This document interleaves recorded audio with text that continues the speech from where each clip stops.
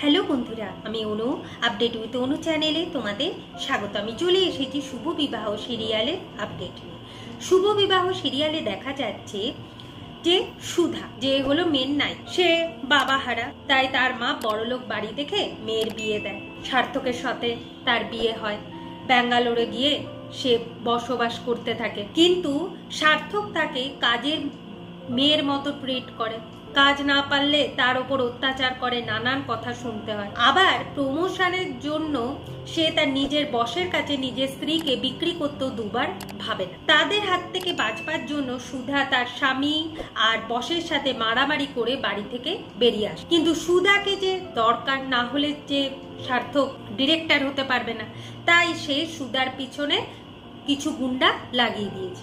সুধা এইদিকে রাস্তায় ছুটছে, তার অজানা শহরে কেউ চেনা মানুষ নেই, কোথায় যাবে। তারপর একটা ট্রেনের আওয়াজ পায়, সে ঠিক করে এই ট্রেনে চেপেই আমি বাড়ি চলে যাব। অন্যদিকে এরপর আমরা দেখবো তেজ, যে হলো এই সিরিয়ালের মেন নায়ক। সে এখন ব্যাঙ্গালোরে কাজের সূত্রে এসেছে।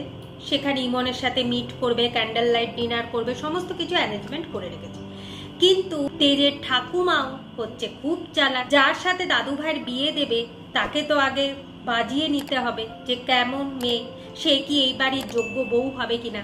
তাই ইমনকে লুকিয়ে লুকিয়ে তার বাড়িতে আসতে বলে, মোহনলাল বসু মল্লিকের বাড়িতে, যার নামেই রাস্তা ঘাট, যার মূর্তি বাড়িতে ঢুকতে গেলে ফার্স্টে পড়ে উনি এই বেকারিটা চালান। উনি মারা যাওয়ার পর কানন দেবী এই বিজনেসটা চালায়। কানন দেবীর পর এখন তাদের বাড়ির উত্তরাধিকারী তেজ চালাচ্ছে, তাই তেজের নামেই হচ্ছে এই বেকার। তবে কানন দেবী বুঝে গেছে ইমন আর ইমনের মা সময়ের মূল্য দিতে পারে, তার জন্য একটু বকাঝকাও খায়। তারপর পরিবারের সবার সাথে ইমন আর ইমনের মাকে আলাপ করিয়ে দেয়। তবে ইমনের পোশাক দেখে মোটেও তার ঠাম্মির পছন্দ হয়নি। আর এটাও সে খুব বুঝে গেছে যে সে তার দাদু ভাইকে ভালোবেসে বিয়ে করছে না, টাকার লোভে বিয়ে করছে। কারণ সমস্ত কিছুতেই তারা টাকার অঙ্ক কষছে। আর তাছাড়া এই বাড়ির বউরা সমস্ত কাজ নিজেরা করে। এই বাড়িতে কোনো কাজের লোক নেই, রান্নার লোক নেই, তাই তোমাকেও কিন্তু কাজ করতে হবে। কিন্তু সেটা ইমন কোনোভাবেই মেনে নিতে পারে না।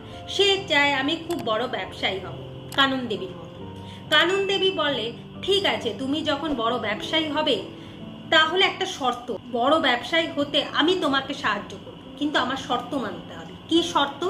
না, আমার দাদু ভাই তেজকে ছেড়ে দিতে হবে, তাহলে তোমরা 5 কোটি টাকা পাবে। আর ওই টোপটাই গেলে ইমন আর ইমনের মা বলে কিনা ঠিক আছে, আমরা তেজকে ছেড়ে দেব। তেজ এদিকে ইমনের জন্য অপেক্ষা করছে। তারপর ইমন তেজকে মেসেজ লিখে দেয় যে আমি তোমার সাথে মিট করতে পারবো না, আমি তোমাকে বিয়েও করতে পারবো না, কারণ আমার আগে নিজের আগে কেরিয়ার বানাবো, তারপর আমি বিয়ের কথা ভাববো, তুমি পারলে আমায় ভুলে যাও। যেটা পড়ে তেজ খুব কষ্ট পায় আর খুব ভেঙে পড়ে। এরপর দেখা যাচ্ছে সুধাও একদিকে খুব ভেঙে পড়েছে, কষ্ট পাচ্ছে, তেজও ভেঙে পড়েছে, কষ্ট পাচ্ছে।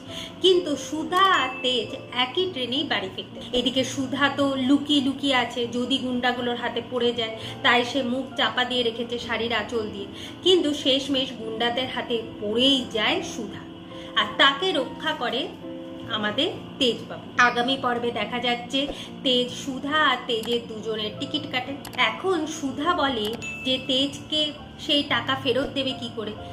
তেজ বলে, আমি ব্যবসায়ী মানুষ, আমি ঠিক এই টাকার ওসুল করে নেব, তবে ভয়ে ভয়ে আপনি বাঁচবেন না, মাথা উঁচু করে ভয় মুক্ত হয়ে বাঁচার চেষ্টা। অন্যদিকে দেখা যাচ্ছে এখন সুধা বাড়ি ফিরে তার মায়ের কাছে কাঁদতে কাঁদতে সমস্ত কিছু বলতে থাকে। তার ওপর যে অত্যাচার করা হয়েছে তার প্রমাণও সে দেখায়।